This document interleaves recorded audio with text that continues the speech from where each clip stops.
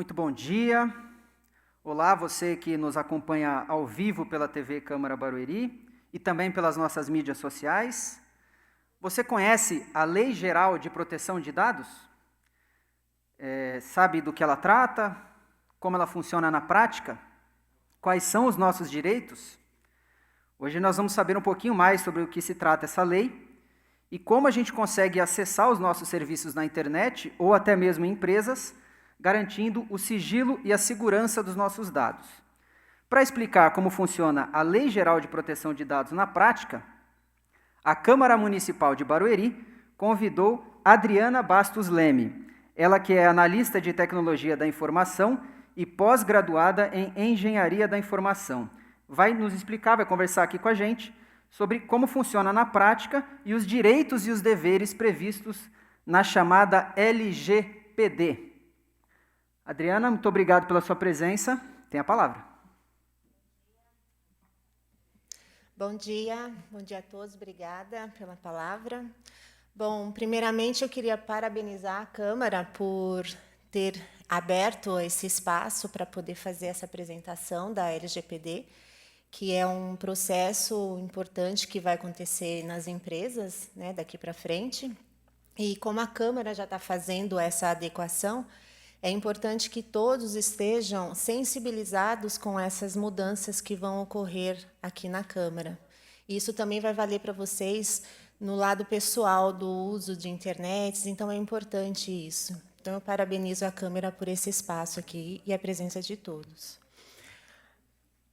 Bom, meu nome é Adriana, né, como foi apresentada, sou da área de TI, tenho mais de 30 anos de experiência na área de TI, né, uma larga experiência em gerenciamento de projetos, implantação de sistemas, sou palestrante e, atualmente, eu exerço o cargo de DPO, que é o Data Protection Officer, numa autarquia federal. Mais para frente eu vou explicar o que seria esse cargo, que é justamente um cargo exigido pela LGPD. Mas antes de eu começar a falar para vocês aqui o que seria a LGPD, que é a Lei Geral de Proteção de Dados Pessoais, eu queria saber de vocês, quando vocês ouvem a respeito de LGPD, o que vem à cabeça. Então, eu vou pedir a participação de todos, que apontem o celular para esse QR Code, para eu saber de vocês, em uma palavra, tem 5 espaços lá, se vocês puderem participar. Então, eu peço para que vocês apontem o celular ou entrem com, se caso tiver alguma dificuldade, entrem com esse site no navegador e colocam esse código. Mais uma vez, lembrando, quem quiser participar pode apontar o celular para esse QR Code que está na tela. E lembrando que estamos ao vivo, hoje é quarta-feira, dia 17, são 10h24 da manhã. E você que chegou agora, perdeu a primeira parte da nossa conversa, se você eventualmente precisar sair, não se preocupe. Essa palestra está sendo gravada, ela vai estar disponível no nosso canal no YouTube, youtube.com/Câmara Barueri. É só acessar o nosso canal, procurar pela palestra sobre Lei Geral de Proteção de Dados, e teremos também reprises no nosso canal 307 da TV Alphaville, que serão exibidos ao longo da nossa programação. Bom, pessoal, obrigada aí pela participação. E aí, como vocês podem ver, a palavra principal, a mais colocada, foi segurança. E realmente a LGPD ela traz segurança e muito mais do que isso, né? A outra, por exemplo, foi privacidade, proteção. Interessante que alguém falou que nunca tinha ouvido falar, mas a gente vai trazer aqui as informações para vocês. Sigilo, confiança, muito bom.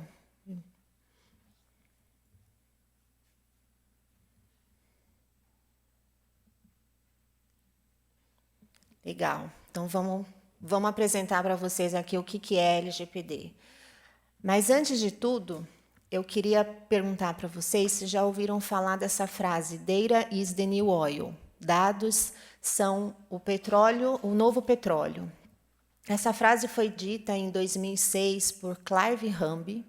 Ele é um empresário de ciência de dados e um matemático londrino, que ele falou isso num evento, e isso se espalhou pelo mundo, isso lá em 2006. E realmente hoje, se vocês forem reparar, Os dados, ele é o petróleo das empresas, para os negócios das empresas acontecer. Só que ninguém continuou a frase que ele disse naquele momento, que os dados são o novo petróleo. É valioso, mas se não for refinado, não pode realmente ser usado. Esse segundo parágrafo, hoje, é a LGPD. Por quê? Se um dado que não for refinado, ou seja, se ele não for muito bem trabalhado, se ele não estiver correto, se ele não estiver completo, muitas vezes você não pode utilizar, porque você pode causar algum dano à pessoa que tem aquele dado.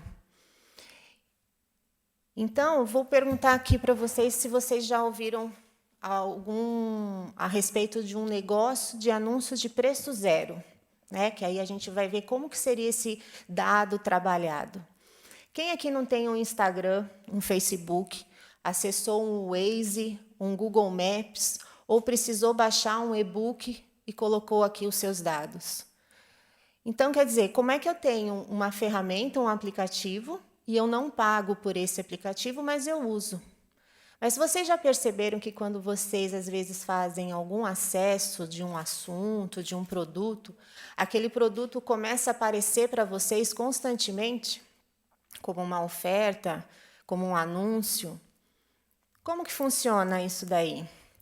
Quando você não paga pelo produto, você é o produto. E o fato de vocês começarem a fazer essas pesquisas, esses aplicativos, eles começam a mapear a sua personalidade, de uma forma, eles acabam te influenciando, né, e te manipulando.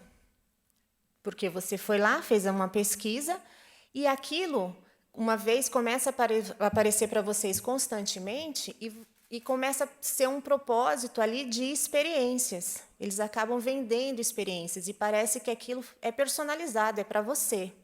Antigamente, a gente precisava fazer uma pesquisa, nós que íamos atrás das empresas, quem que vendia, qual era o melhor preço. Agora não.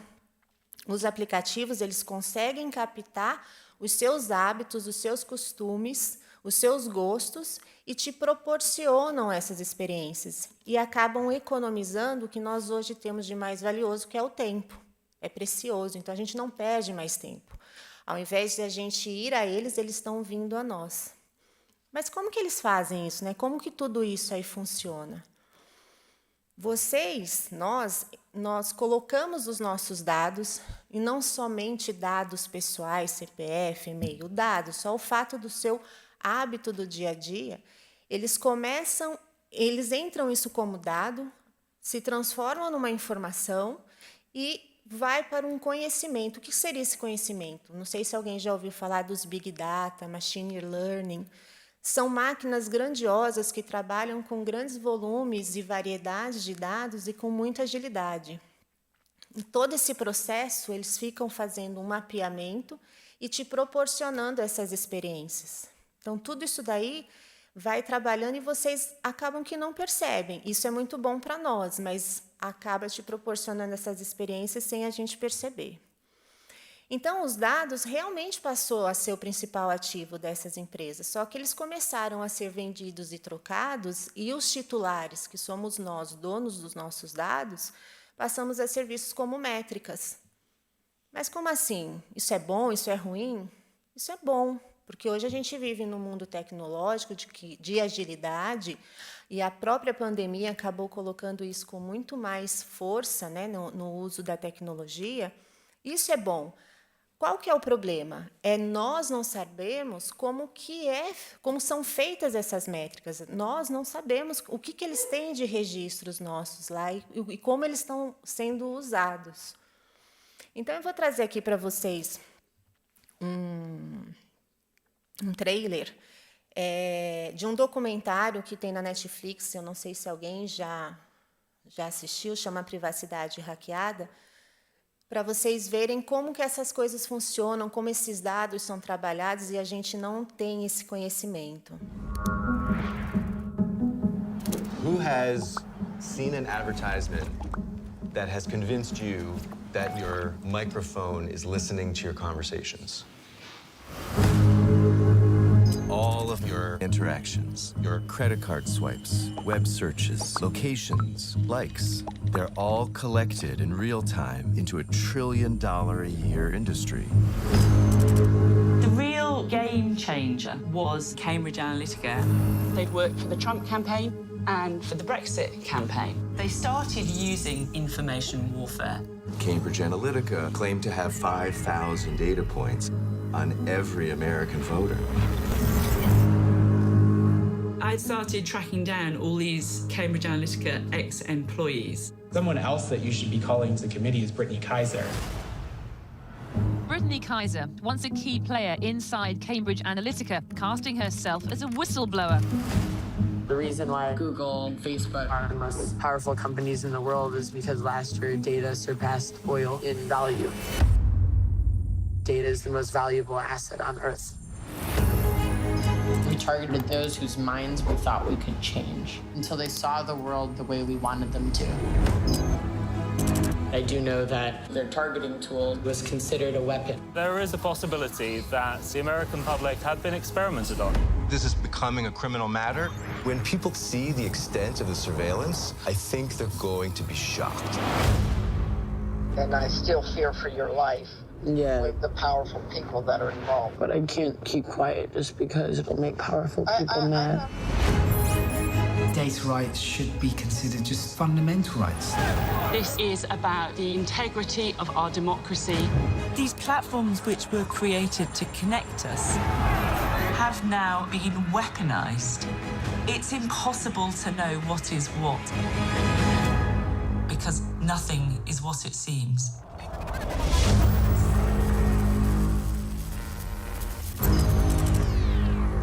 Interessante, né?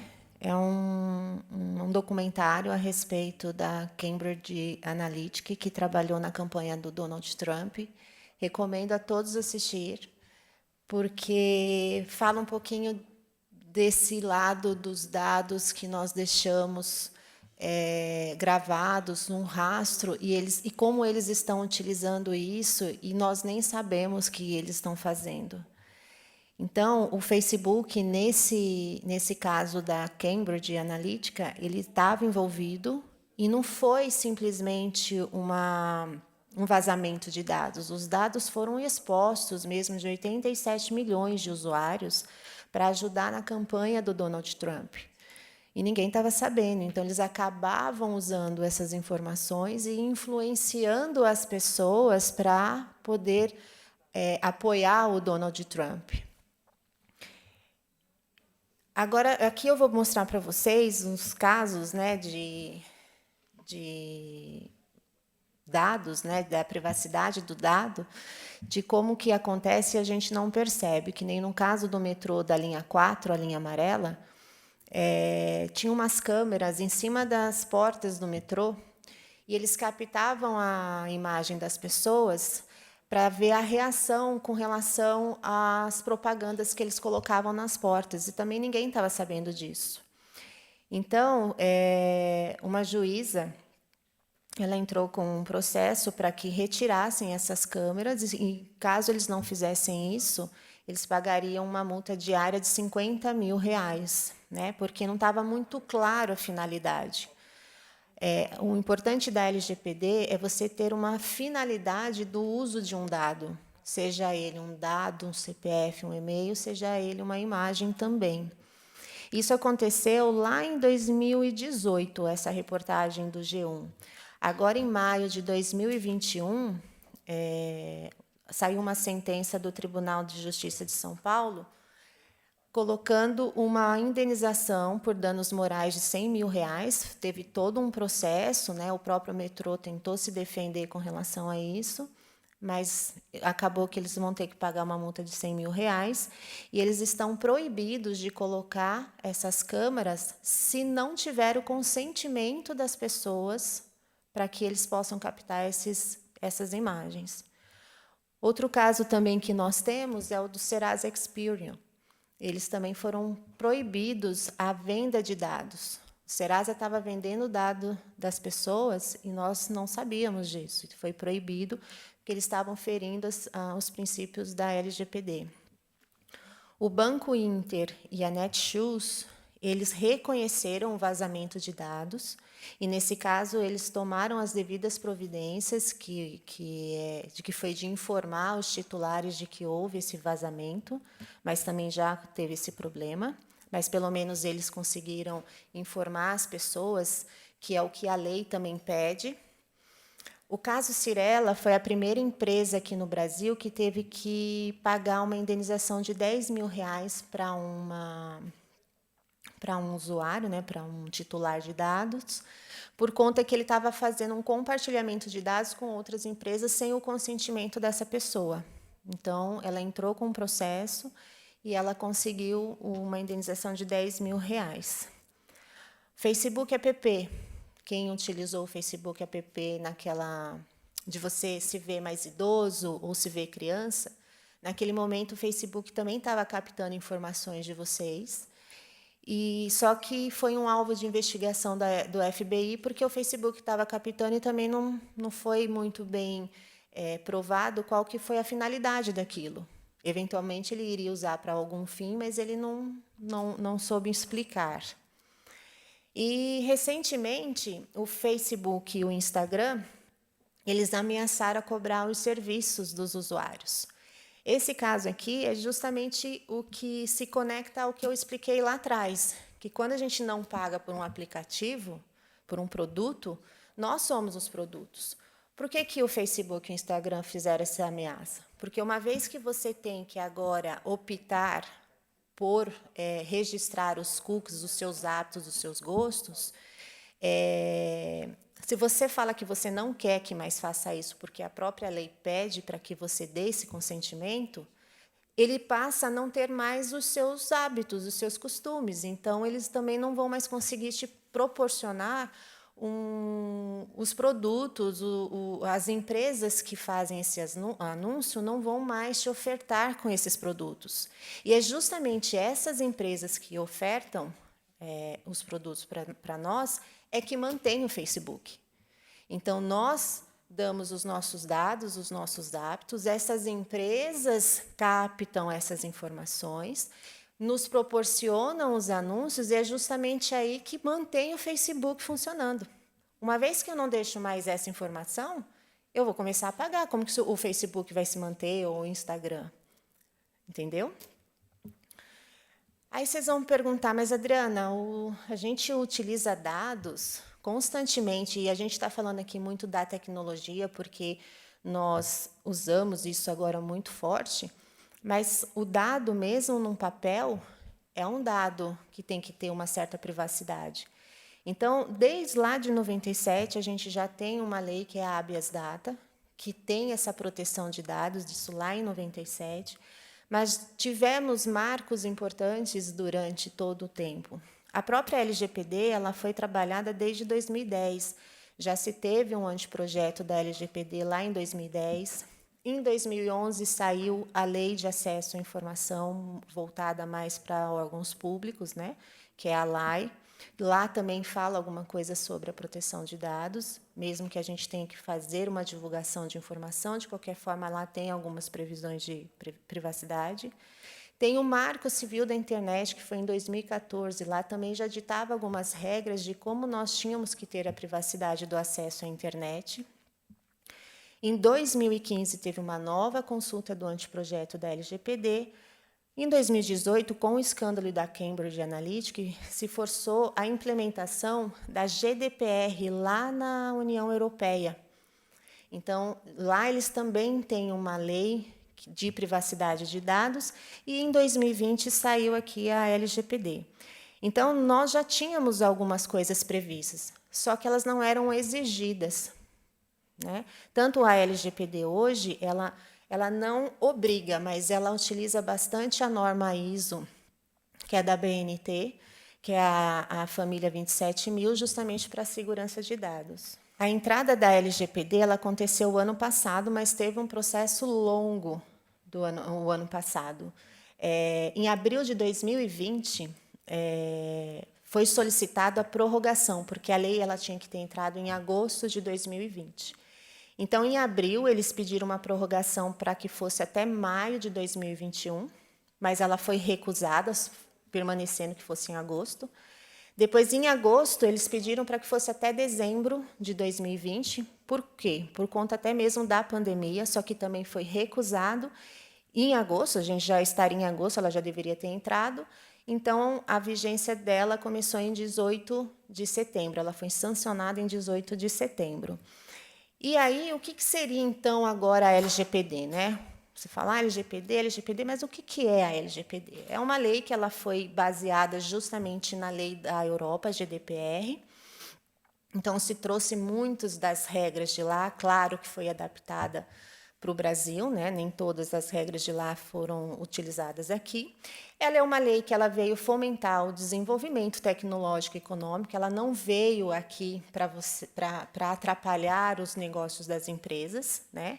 Então, ela colocou regras de tratamento de dados, ela veio proteger o direito do titular, né? E, principalmente, trazer a transparência de como que os dados são tratados.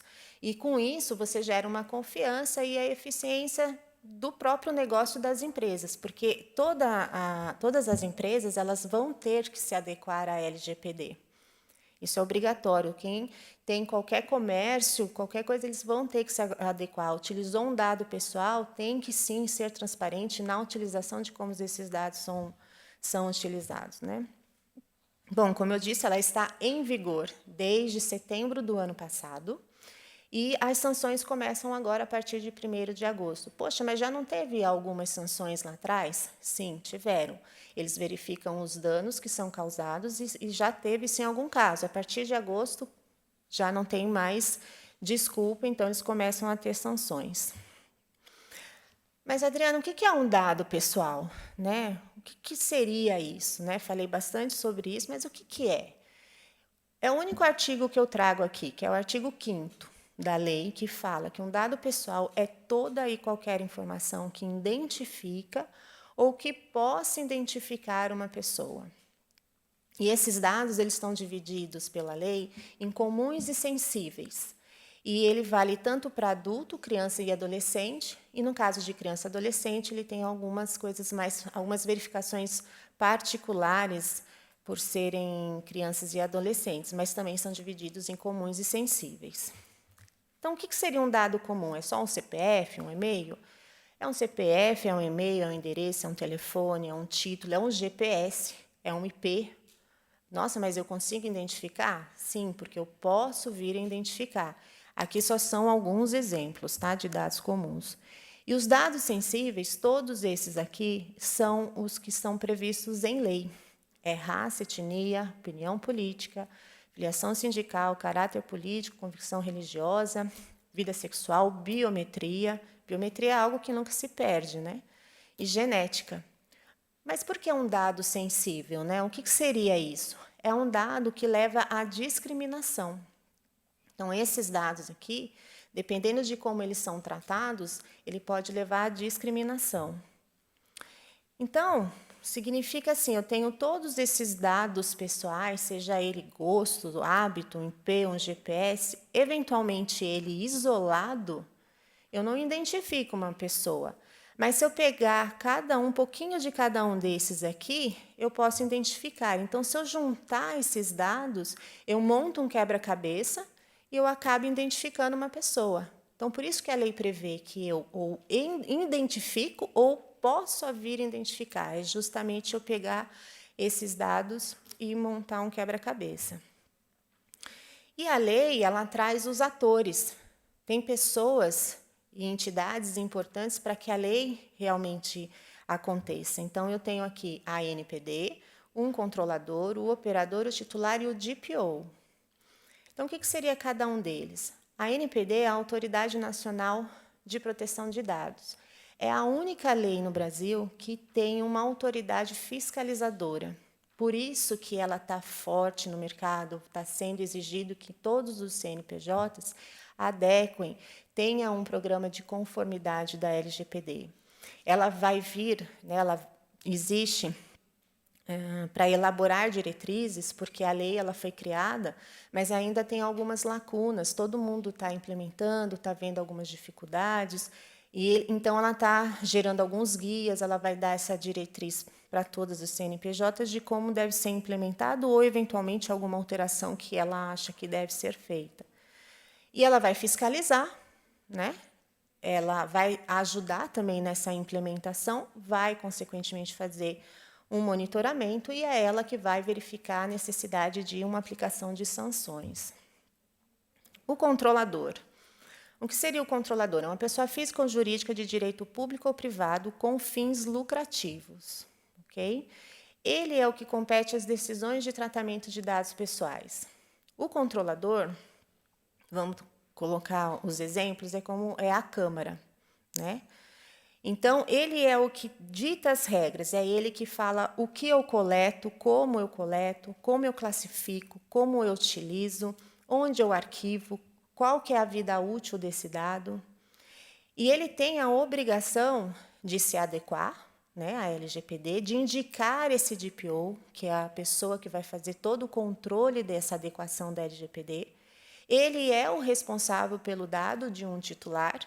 Ele é o responsável pelos atos praticados pelos agentes servidores. O que seria isso aqui?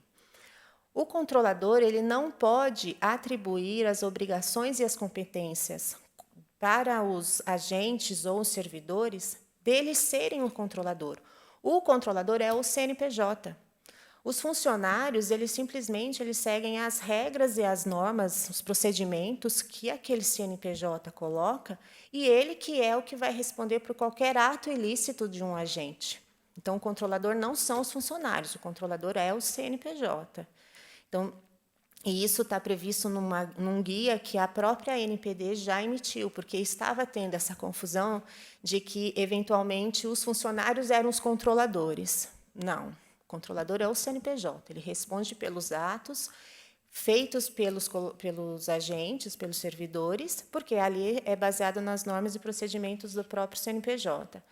Ele tem que emitir o relatório de impacto. Esse relatório de impacto é previsto na lei da LGPD, é obrigatório. Toda adequação que está sendo feita aqui na Câmara vai sair daí todo um mapeamento dos processos e quais são os riscos previstos em determinado processo. Então, o que a lei pede? Eu tive qualquer incidência de dado, mas você previu esse risco? Qual foi a sua solução para mitigar esse risco? Se você tiver isso, porque não existe risco zero, mas existe uma prevenção daquele risco. Então, uma vez que tiver isso, a lei vê que você teve uma boa-fé. Então, esse relatório ele tem que existir. Cumprir o direito do titular, essa lei trouxe fortemente o direito do titular e é obrigatório que os CNPJs eles cumprem esse direito. Comunicar a incidência. Ocorreu qualquer incidência de dados, o controlador ele precisa comunicar tanto à ANPD, que é a autoridade nacional, como o titular. Imediatamente aconteceu isso também é a transparência, é a boa-fé. Então, é um dever do controlador. Fazer toda a governança da LGPD, adotar segurança da informação. O que seria isso? É rever contratos, as cláusulas dos contratos, é fazer a política de privacidade, condutas, rever as condutas, conduta de boa-fé, a conduta dos funcionários, prestar contas à ANPD, caso ela venha fazer algum tipo de fiscalização, reparação dos danos, e o dever da transparência. E aí, agora eu tenho a figura do operador. O operador também é um CNPJ. Eu também não posso passar essas obrigações da LGPD para os funcionários do operador. Ele é de direito público ou privado e ele é aquele que realiza todo o tratamento de dados que o controlador manda. Então, como seria isso? Vamos dar o exemplo. A Câmara contrata uma empresa de mailing para enviar e-mails para os funcionários. Ela detém os dados, o controlador detém os dados e ela que dá o comando para o operador, para essa empresa de mailing, de como ela tem que operacionalizar aqueles dados. Então, ele segue exatamente as instruções do controlador.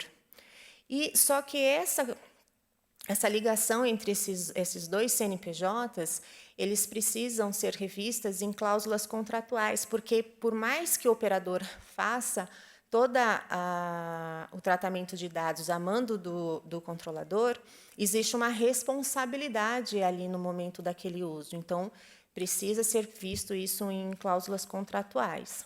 Ele passa, naquele momento, a ser o responsável também pelo dado, e ele é obrigado a comunicar o controlador se houver alguma incidência. Então, se do lado dele ocorreu uma incidência de dados, ele tem que imediatamente informar o controlador. Por quê? É o controlador que detém daqueles dados pessoais e é ele, é ele que tem a obrigação de comunicar o titular. Porque o titular reconhece que o controlador que tem os dados, ele não sabe que foi o operador. Ah, mas o operador nunca é responsabilizado? Ele pode vir a ser, num primeiro momento, ele é solidário àquela incidência. Mas quando ele pode ser responsabilizado? Quando ele não segue as instruções do controlador. Se ele fez qualquer coisa diferente do que foi a mando do controlador, ele sim pode vir a responder. Mas, de qualquer forma, ainda assim, o controlador é quem informa os titulares e a NPD. E, por ser um CNPJ, ele acaba também tendo que se adequar à LGPD. Bom, o DPO, que é o cargo que eu exerço hoje numa autarquia federal, que é o Data Protection Officer, conhecido e escrito na lei como encarregado de dados. Ele é uma pessoa que é indicada pelo controlador, né, pela CNPJ, e ele passa a ser o responsável por garantir a conformidade disso na organização. Tem uma instrução normativa da Secretaria da Gestão Digital do Governo, que saiu em novembro de 2020, e ele ali ditou algumas regras específicas para órgãos públicos. Então, ele colocou que essa pessoa ela tem que ter um conhecimento multidisciplinar, conhecer privacidade, proteção de dados, análise jurídica, gestão de risco, de dados e acesso à informação. Aí você fala assim, poxa, mas você tem que ter realmente todos esses... Tem que ter esse perfil, esses conhecimentos?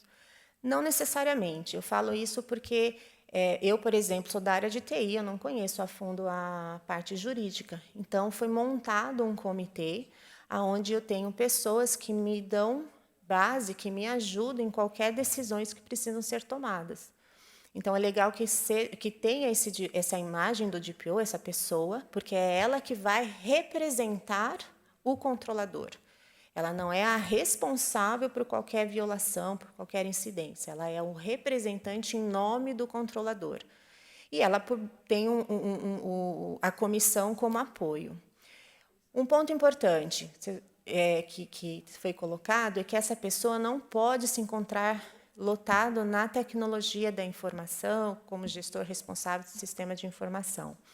Eu era gestora da TI nessa autarquia, eu fui exonerada desse cargo. Eu não estou mais como gestora, hoje eu somente sou o DPO. Por que isso? Porque pode haver um conflito de interesse. Se o DPO é o que monitora a segurança da informação, e a segurança da informação ela é tecnológica e também comportamental, imagina se você for o gestor da TI, você sempre vai querer se beneficiar, vai falar que está tudo bem, está tudo funcionando, a segurança está toda certa. Então, o ideal é que realmente não exerça, não acumule esses dois cargos, justamente para não haver esse conflito de interesse.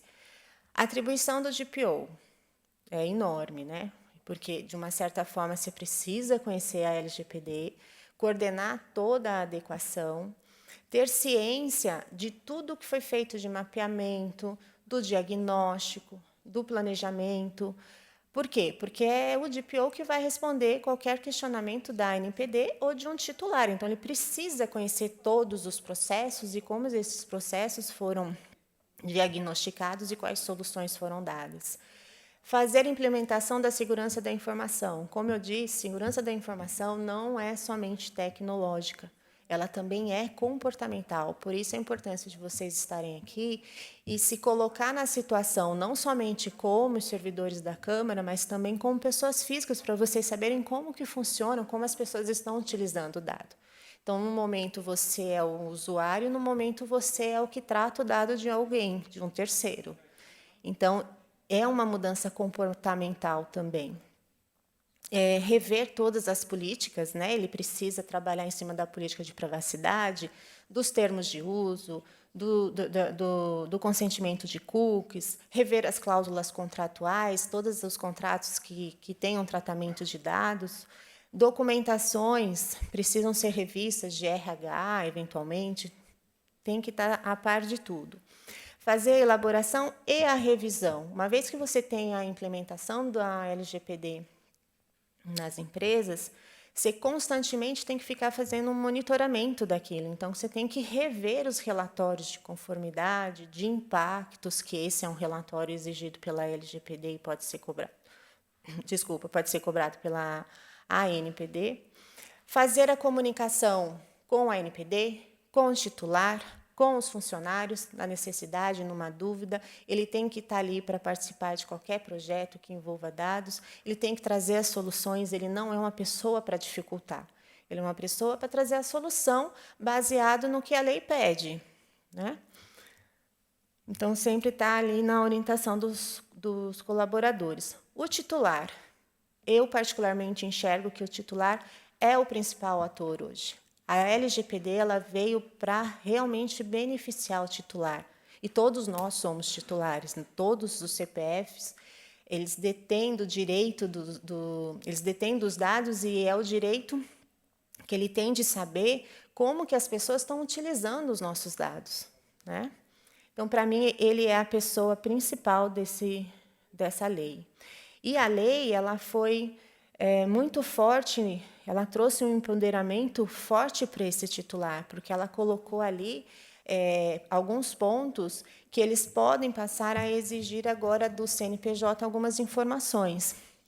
Por exemplo, ele pode pedir a retificação dos seus dados e a empresa ela tem que atender, e existe um prazo para isso previsto na lei. Por quê? Porque se ele verificar que o dado está incorreto, está incompleto, para que não haja nenhum tipo de problema para o próprio CNPJ, para o controlador, de ter algum dano, ele tem que ter isso daí, tem que fazer imediatamente, inclusive fazer para os operadores também, se caso esse dado já tiver sido dividido com alguma empresa operadora. Confirmação de tratamento. A confirmação de tratamento é verificar se aquela empresa detém dos dados dele. Ele está na dúvida, ele quer saber se uma determinada empresa tem os dados dele. Então, ela é obrigada a dar essa informação. Acesso aos dados. Eu já sei que aquela empresa tem os dados. Então, eu quero saber quais dados que essa empresa tem minha. Não necessariamente a empresa vai divulgar o negócio dela, simplesmente os dados que ela tem daquela pessoa. Informação de compartilhamento. Isso aqui é super importante. A empresa ela tem que ser transparente em informar ao titular para quem que ele está compartilhando os dados. Então, eventualmente, olha, eu compartilho os seus dados para o banco, porque acaba fazendo uma folha de pagamento, para uma empresa de e-mailing. Então, porque se amanhã ou depois eles receberem alguma propaganda, alguma proposta, enfim, eles já sabem que isso saiu da Câmara, porque eles sabem que ali ele faz um compartilhamento. Não é que vai ser proibido esse compartilhamento a partir do momento que o próprio controlador ele utiliza de base legal, informando o porquê que ele faz esse compartilhamento. Mas o titular ele precisa saber disso. E, normalmente, essas informações a gente coloca na política de privacidade. Revisão das decisões automatizadas. Essas pesquisas, né, que normalmente são feitas por algoritmos, né, os Big Data da vida, ele pode solicitar às empresas a revisão, porque, às vezes, vamos dar um exemplo, pedir um crédito, alguma coisa, e por conta de alguma informação, esse crédito não foi passado. Então, a gente pode entrar e pedir essa revisão de decisão automatizada. Bloqueio ou eliminação, anonimização. Anonimização é um método utilizado para que os dados eles não sejam gravados num único lugar, num único repositório. Ele tem que ser gravado separadamente. Por quê? Porque as pessoas não passam a ter acesso a um único local e já vê todos os dados das pessoas. Então, uma vez que ele seja gravado separado, a própria LGPD já enxerga isso como uma privacidade de dados. Mas ele pode pedir o bloqueio, eu, enquanto titular, se a empresa não me comprovar a necessidade daquele dado, eventualmente para a oferta de um negócio, eu posso pedir o bloqueio ou até a eliminação dos dados naquela empresa. E ela tem que cumprir. Hoje em dia, não mais é uma solicitação que vai chegar na caixa do CNPJ, do controlador, e vai ficar lá. Não, eles têm que cumprir e a lei prevê prazo para isso. Normalmente é de 15 dias, no máximo, né? A portabilidade está muito voltado para celular, banco, TV a cabo. Então, a empresa tem que fazer essa portabilidade. Revogação do consentimento. Eu posso ter dado um consentimento do uso dos meus dados e, num determinado momento, eu pedir essa revogação. Então, todos os controladores, eles têm que ter esse controle de quem deu o consentimento e quem não deu, e quem deu pode pedir para cancelar. Ele tem que ter esse controle. E oposição ao tratamento de dados. O tratamento de dados, uma vez que você coloca isso para o titular, se ele não concordar, ele pode se opor, mas o CNPJ pode ir lá, o controlador pode ir lá e explicar o motivo do porquê que é aquele tratamento. Se realmente o titular não concordar, evidentemente ele pode pedir a eliminação dos dados, enfim. Ok? Gente, era isso que eu queria apresentar para vocês a respeito dos conceitos que a lei trouxe. Qualquer dúvida, eu estou à disposição. Obrigado, Adriana. A gente tem aqui algumas perguntas do pessoal que está nos assistindo, bastante atentos. A primeira delas é se a Lei Geral de Proteção de Dados vale também para os condomínios. Como fica essa situação? Sim, a Lei Geral de Proteção de Dados, ela vale para todas as empresas. Todas as empresas que tratam dados, elas têm que se adequar. E os condomínios principalmente, porque eles utilizam os dados dos condôminos para emissão de boleto, né, pagamento do condomínio, eventualmente para algum marketing. Então, eles também precisam se adequar, todas as empresas. Tem aqui uma pergunta também sobre dados sensíveis, né? Você já explicou um pouquinho como eles funcionam. E quando a pessoa está se cadastrando, né? A pessoa pergunta aqui, inclusive, né, a gente não deve identificá-la, mas quando eu estou fazendo um cadastro, me perguntam sobre orientação sexual ou religiosa. Eu sou obrigado a responder? Pergunta interessante. Não, você não é obrigado a responder, mas se eventualmente a base legal, a empresa tiver a necessidade desses dados para atender o serviço, sim, eles vão ser comunicados de que aquele dado pode vir a não ter o serviço completo, né, a entrega desse serviço, mas eles não são obrigados, mas eventualmente o serviço pode não ser feito completo. E por fim, tem aqui, já pedi várias vezes para uma empresa a remoção dos meus dados em seu cadastro, mas ela continua enviando e-mail ou me ligando. O que eu posso fazer? Bom, a NPD ela tem um site, né, e ela tem um espaço para você fazer denúncias. Então, lá, o ideal é que eles acessem o site, faz essa denúncia, né, comunique que já foi solicitado a eliminação desses dados ou, eventualmente, o envio de alguma informação. E a NPD, como uma fiscalizadora, ela vai entrar em contato com o controlador e solicitar a eliminação desses dados. Então, o ideal é entrar na NPD, é o que a LGPD, a facilidade, né, o fato da LGPD foi o que eu falei, que é a única lei que tem essa autoridade fiscalizadora. Então, acho que tem que, sim, utilizar desse meio para poder fazer uma denúncia. Muito obrigado. Adriana Bastos Leme, analista de TI, pós-graduada em Engenharia da Informação, mais uma vez, em nome da Câmara Municipal de Barueri, te agradeço pela sua presença e por essa aula sobre a Lei Geral de Proteção de Dados. Eu tenho certeza que foi muito enriquecedora, não só para a gente que está aqui assistindo ao vivo, mas também para quem está nos acompanhando pelas nossas mídias sociais. Obrigado também a você que nos acompanha pelas nossas redes sociais, como eu já disse, e também pelo canal 307 da TV Alphaville. A gente se vê no próximo evento, seja ao vivo ou seja gravado. mas sempre aqui na TV Câmara Barueri, o canal do Legislativo. Até lá!